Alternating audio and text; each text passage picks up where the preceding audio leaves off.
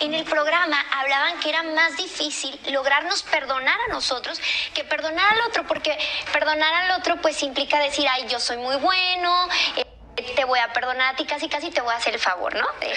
Pero Desde perdonarme desde mi pedestal de soberbia probablemente, claro. pero perdonarme a mí de a lo mejor de no ser ese Cristo vivo, perdonarme de mis juicios, perdonarme de mis faltas, perdonarme de que no soy la persona que debe salir al encuentro del hermano, de esa iglesia viva y demás. Ese es un verdadero proceso de experimentar esa misericordia de Dios en nuestra vida que nos lleva, como bien todos estos contenidos nos trae Dominic, al encuentro, la iglesia que sale al encuentro de los hermanos. Y eso que dices qué importante es, Lupita, porque también habla de una soberbia, que si tú ya fuiste a confesarte, si Dios ya te perdonó, pues ¿quién soy yo para no perdonarme? Somos muy duros a veces con nosotros y no es que digamos, no, es que está bien que hagamos un examen de conciencia y poner toda nuestra atención en no volver a caer, en superarnos, eso está muy bien, pero tienes que aprender o tenemos que aprender a perdonarnos, porque también esa soberbia entra en que somos naturaleza caída, claro, ¿no? Somos frágiles. Entonces, ¿quiénes somos nosotros para decir, no, ¿cómo pude hacer yo esto? Pues claro que somos capaces de eso y hasta de cosas más horribles que juzgamos en los demás. Yo nunca haría eso y no sabemos en ciertas circunstancias que la vida nos vaya llevando si seamos capaces de eso o hasta de más. Entonces hay que poner nada más atención, reconocer nuestra fragilidad y, por supuesto, acogernos a la misericordia de Dios que nos perdona y perdonarnos nosotros. Exactamente. Y uniendo a todo esto de la iglesia que sale al encuentro, Laurita, me encantaba como lo decías al inicio. Solo vemos en ocasiones esa iglesia que te pintan los espectaculares populares, las redes sociales, el enemigo, ¿no? El sacerdote que se equivocó, el sacerdote que falló, la de la notaría que te tuerce la cara, el laico que a lo mejor es ministro y te volteó la cara. O sea, esa parte, claro, es la de nuestra humanidad, la de nuestra imperfección, pero ¿por qué no hablamos de los sacerdotes santos? ¿Por qué no hablamos de la notaria amable, servicial, a lo mejor una, pero ahí está? ¿Por qué no hablamos de todos los testimonios de luz que tenemos en nuestra iglesia? Porque fíjate que una vez me llamó mucho la atención una entrevista que le hacían a un intelectual que se decía ateo, pero me encantó porque decía, sí, ciertamente tengo que reconocer que la iglesia en sus diferentes comunidades, y decía, no sé cómo se le llaman, porque no conocía, ciertamente es la que más bien hacia la humanidad. Y entonces le decían, ¿por qué te declaras ateo? Pero bueno, es un proceso. Pero fíjate, una persona súper intelectual y atea reconoce que la iglesia en sus diferentes expresiones en comunidad es quien más bien hacia la humanidad. Si nos podemos estudiar la historia, claro, porque también hablamos de la historia de la iglesia que se equivocó, claro, la formamos tú y yo, pero te puedo asegurar, y los apóstoles, pero se mantiene de pie y da tanta gracia y da tantos frutos porque Dios la mantiene en pie, es la roca que mantiene en pie. Y bueno, para luego continuar con el siguiente segmento, me encantaba que veía hace poquito una reflexión que decía, no porque Judas, hace unos días celebramos la pasión, pero no porque Judas traicionó al maestro, Santiago, Pedro, dieron la espalda y se alejaron de Jesús. ¿Te das cuenta? O sea, qué interesante que nosotros realmente demos ese testimonio de perdonar a nuestros hermanos, de reconocer nuestras miserias para ser más misericordiosos con nosotros, pues Dios nos mira con esa misericordia infinita. Y sobre todo, cerrando el tema con estos segmentos que nos encantan, Laurita, pues salir al encuentro, esta iglesia que está viva y que siempre nos trae Dominic y que nos encanta, ¿verdad? Porque conocemos la otra cara de la moneda. Claro, de verdad que saboreamos estos temas de Dominic que de verdad nos llenan y nos hacen conocerla sobre todo, ¿no? Así es. ¿Y a dónde nos vamos, Laurita? Pues ahora vamos a nuestro segmento de Orares, que pues les tengo un tema que difícil, ¿verdad? Porque es algo que no queremos escuchar. ¿Y tú quieres conocer el infierno? Qué interesante tema, Laurita. Pues empezamos ya con este tema que es de verdad complicado, porque no lo queremos escuchar antes de que le cambien. No es mi intención ni atemorizar, ni meterles este miedo de te vas a condenar el infierno. No. Vamos a hablarlo de una manera en la que podamos conocerlo para precisamente no querer llegar ahí. Una vez que, como dicen, enemigo reconocido, enemigo vencido. Cuando tú sabes el peligro, entonces ya no te acercas. Pero si nadie te habla de los peligros, pues fácilmente estamos cayendo en todas las cosas que desconocemos. Y es muy triste que nada más nos gusta escuchar hablar de lo bonito, de lo que nos da paz, y eso está bien. Qué bueno que nos alimentemos de eso. Pero tenemos definitivamente que conocer los peligros. Y nuestra iglesia, que es madre, que nos acompaña, que nos ama, no es voluntad de Dios que ningún hijo se pierda. No lo quiere Dios. Dios quiere a todos con Él, a todos, hasta el más pecador, al más pequeño de sus hijos, al más miserable, a todos los ama Dios con amor infinito y los quiere con Él. Pero por eso esta iglesia maravillosa nos advierte de los peligros. Como buena madre, como dije, es una madre en nuestra iglesia, pues ¿qué madre no advierte a sus hijos de los peligros? Como madre, tú le dices a uno de tus hijos, no vayas a tocar eso que está caliente, te puedes quemar, no te acerques a la orilla porque te puedes caer el precipicio, no te acerques a este perro que es muy feroz y muy rabioso, lo que sea, porque te muerde, te puede contagiar la rabia, no sé. Cualquier cosa que tú veas un peligro, así una alerta roja, inmediatamente le estamos diciendo a nuestros hijos. Pues es lo mismo que hace esta iglesia con nosotros, advertirnos de los peligros para conocerlos y entonces sí, tratar de mantener esta vida de gracia, tratar de ser lo más agradable a Dios, de hacer su voluntad sobre todo, para no ir ahí. Entonces vamos a ir desmenuzando poco a poco este tema porque es complejo, porque no se trata nada más de decir el infierno, esto te condenas, no. Vamos a conocerlo y para esto quiero retomar un poco unos temas que ya se han dado aquí, que es la muerte, el juicio y el purgatorio. Les voy a dar una pincelada rápida para poder entender lo que es el infierno. Cuando tú te mueres, ya habíamos hablado en días anteriores que mientras tú estás muerto, te acabas de morir, es diferente la muerte clínica a la muerte real. La muerte clínica, cuando el doctor dice ya se paró el corazón, lo declaran muerto, pero hay unos segundos, incluso algunos teólogos dicen quizás horas, si la muerte fue repentina, en que tarda el espíritu en desprenderse. Ahí todavía es el momento de gracia y todavía está el espíritu en el cuerpo. Una vez que se desprende el espíritu del cuerpo, no se queda vagando por ahí ni volando. Sabe a dónde tiene que dirigirse. Sabe si se va al cielo, al purgatorio o al infierno. No hay más. Directamente desprendiéndose se va. Pero es muy importante que tú sepas y no pierdas esta conciencia, porque la conciencia nunca se pierde.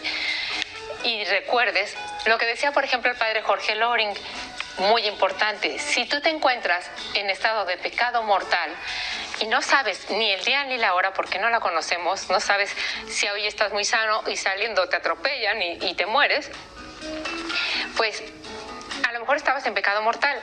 Sabemos por nuestra iglesia que el que muere en pecado mortal se condena. Eso es muy cierto. Pero el padre Jorge Loring nos hablaba de este recurso maravilloso que ves la muerte. Me atropella. Son segundos, microsegundos que puedes decir, Dios mío, perdóname. Dios mío, perdóname. ¿Quién es el que se condena? Dios nunca te va a condenar. Que te quede muy claro.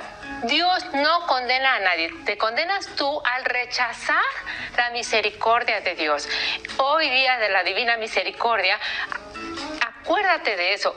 Nunca tu pecado va a ser mayor a la misericordia de Dios. Ese es un pecado muy grave contra el Espíritu Santo que ya dice en la Biblia que no se perdona ni en esta vida ni en la otra.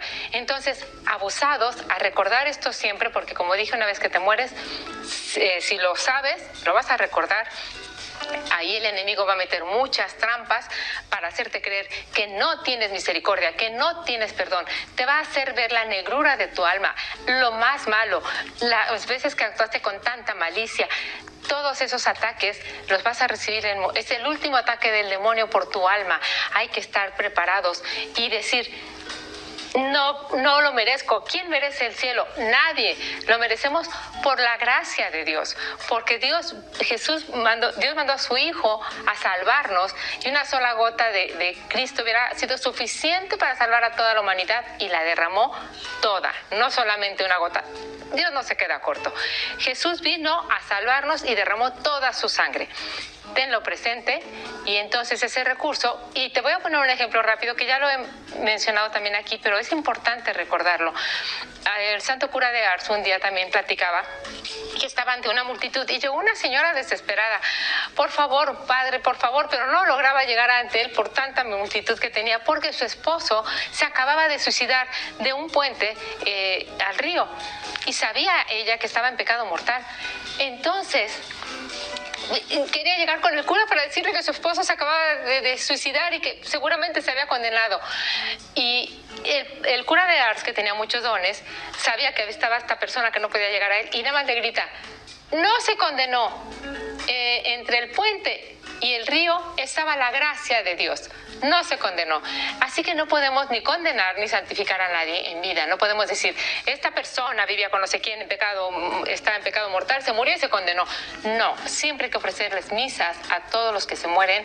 No asumamos que están condenados o que son tan santos que ni rezar por ellos. Siempre es un acto de caridad rezar por nuestros difuntos, y no importa dónde se encuentren, que Dios aplicará la gracia a esta persona o a otra persona. Nunca se perderá una oración ni una misa.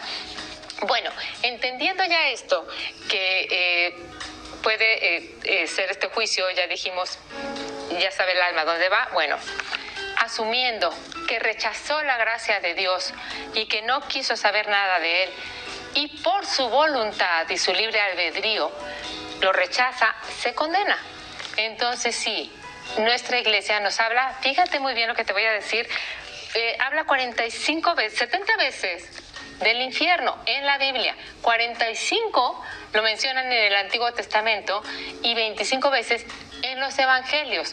Es un dogma de fe el infierno. Es un dogma, debemos de creer, esto quiere decir que debemos de creer en el infierno y en el demonio. Así hay que llamarlo, porque existe. Y una vez que tú lo conoces, ahora sí, como yo te decía, esta madre que está advirtiéndole a sus hijos, entonces ya nos cuidamos, porque como bien decía Lupita, el arma del enemigo es como mayor actúas cuando no sabemos de su existencia o cuando no lo queremos reconocer, pues entonces él actúa a sus anchas, ¿no? Él hace lo que quiere porque pues no nos cuidamos de él, porque no existe según nosotros, o sabrá Dios dónde esté, con nosotros no está. No, es el león rugiente que no descansa, está al acecho siempre. Entonces hay que estar cuidando esa parte de nosotros. Y bueno, como yo te decía, te voy a mencionar algunos pasajes, no voy a mencionarlos todos obviamente, donde la Biblia nos advierte de este infierno, porque no es algo que yo invente, quiero siempre apoyarme en la palabra de Dios. Y en Lucas 16, 28, por ejemplo, lo menciona como un lugar de tormentos. En Mateo 25, 46, dice que es el suplicio eterno. En Marcos 9, 42, lo mencionan como un fuego inextinguible, o sea, no se apaga, constantemente un fuego ahí. Mateo 25, 41 dice que ve este fuego eterno, eterno, o sea, por toda la eternidad, para siempre. En Hebreos 10:27 dice que es la llama que atormenta. También, o sea, se fijan cómo en todo es como fuego, oscuridad, tormento. También habla la Escritura del gusano que nunca muere en Marcos 9:48. Y bueno, ya Mateo 8:12 nos dice que son las tinieblas y la oscuridad. Todo el tiempo nos están hablando de oscuridad, tormento, azufre, penas. lo más grande es la ausencia de Dios, por supuesto. Ese es el mayor dolor que vamos a vivir en el infierno. Pero en todas, absolutamente en todas, nos hablan también de fuego. Es una verdad de fe. La existencia de este fuego, de este suplicio eterno que no termina, y las almas que mueren pues en pecado mortal, de verdad deberían de tener muy presente el Dios mío, perdóname, pero lo ideal sería que pudieran hacer una confesión, una buena confesión, y mantener nuestro estado de gracia. Bueno, el padre José Antonio Fortea también nos explica, es un experto en demonología, tiene un libro que se llama Suma Demoníaca y varios libros que lo pueden ustedes encontrar también en internet. Y es un experto, como les decía yo, en estos temas.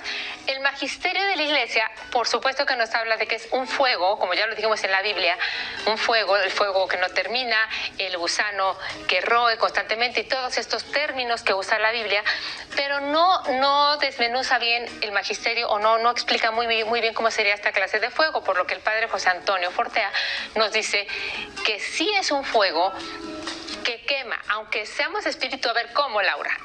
Ya no hay cuerpo, pues se siente, lo vas a sentir como dolor, como si te estuviera quemando. Es algo terrible, es algo que también se vive en el purgatorio. O sea, las penas del purgatorio y del infierno son similares en cuanto a dolor y sufrimiento, con la gran diferencia del purgatorio que tenemos la certeza de que saldremos de ahí para irnos con Dios, cosa que en el infierno es la desesperanza total. Nunca más van a salir de ahí. Si acaso se oye suplicar a Dios, no es porque amen a Dios, porque en el infierno ya no hay ni chispa de amor, ni media chispa, ahí es puro odio. Nadie se ama, no hay ni el más mínimo amor. Si imploran a Dios es para que lo saque de ahí, más bien es como renegando, como ¿qué te pasa? Quítanos esto. Pero no es porque lo amen. En el purgatorio, muy distinto, es reconocer esa miseria nuestra, ese dolor. Aceptamos ese dolor que estamos sufriendo, tan intenso a veces como el infierno, pero con la certeza de que es temporal, vamos a salir. Y también nos hablan de que nuestra Santísima Madre nos hace compañía también a veces en el purgatorio, que es un consuelo maravilloso. Y bueno, es muy diferente definitivamente el purgatorio del infierno. Aquí, como les decía yo, lo que más vamos a sufrir es la ausencia de Dios. Hay 4 penas, porque ahorita a ver si ojalá alcance a hablar de los temas, si no lo hablaremos en el siguiente programa, pero el ángel, cuando tú estás, los ángeles caídos, digamos, no pierden sus atributos ni sus poderes. El demonio conoce y sigue conociendo con esta sabiduría tan alta que Dios le dio, se complace en seguir conociendo, pero entre más conoce, más sigue sufriendo, porque reconoce a Dios en toda la creación. Y entonces, entre más sigue conociendo, pues sigue viendo la huella de Dios en toda la creación. Y eso es algo terrible para él. Es este sufrimiento que no acaba de saber lo que perdió. Porque te quiero decir que el demonio, ni los ángeles caídos, ni los condenados, ni los que se van, nunca van a poder ver el rostro de Dios. Esto es algo terrible. ¿Quién ve el rostro de Dios? Solo con la visión beatífica. Los que ya pasaron del purgatorio, porque tu juicio es con Cristo, pero pasas al purgatorio y ya, ahora sí, sin ninguna mancha, puedes ver el rostro de Dios. El demonio hablaba con Dios, lo conocía cuando era un ángel de luz, pues sabía de los planes de Dios, hablaba con él, participaba de todo lo pero no lo veía. Tenían que pasar también ellos la prueba igual que nosotros. Y una vez ellos no pasaron la prueba, ya había explicado rápidamente en otros programas qué era esta prueba, que Dios les plasma la imagen de la segunda persona de la Santísima Trinidad, Dios Hijo, que se va a hacer hombre y va a nacer de una mujer, y ese demonio no lo puede soportar, su soberbia no la puede soportar, y entonces se revela, y es esta guerra del cielo que la podemos encontrar en el Apocalipsis, y se revela contra Dios, y ahí pierde, no pasa la prueba y no puede ver el rostro de Dios. Qué terrible, qué cosa tan fuerte, y le duele, le da coraje recordar eso. Y eso va a pasar también con los condenados. Saber que por su malicia, por lo mal que se portaron, por lo mal que fuimos, o sea, no pudieron llegar a ver el rostro de Dios y se van a lamentar de eso toda su vida.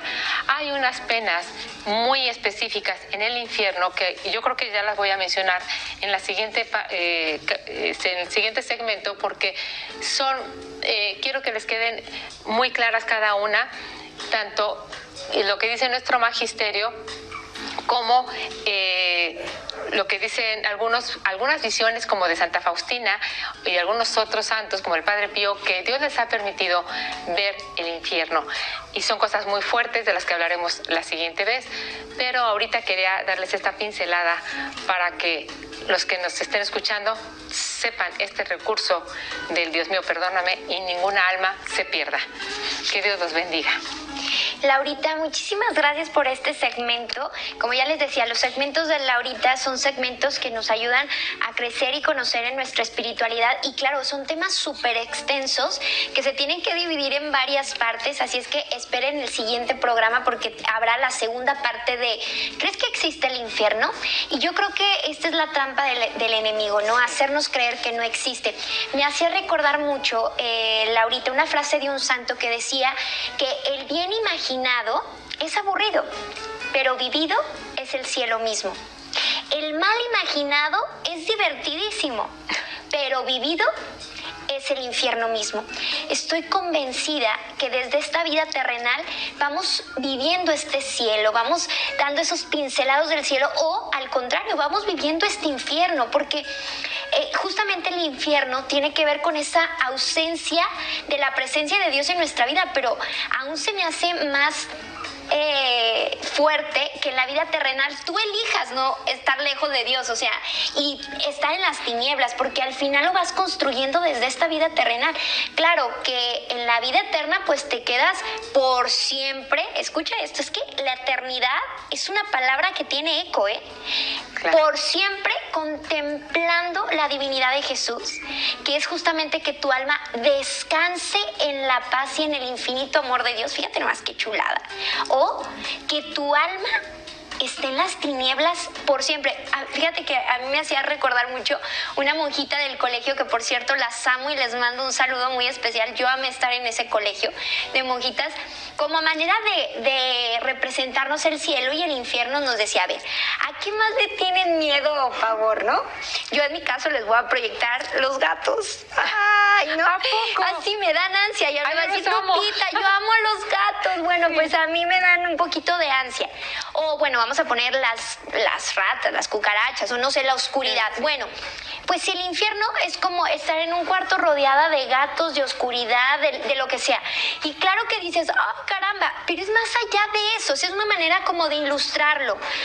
Es justamente estar lejos de Dios. ¿Saben lo que esto significa? O sea, es una tristeza profunda, es un vacío existencial para la eternidad, Laurita. Así es, no lo podemos imaginar, Lupita, porque el gozo más increíble que hayas tenido tú en tu vida, tú imagínate la parte más feliz que hayas vivido en tu vida.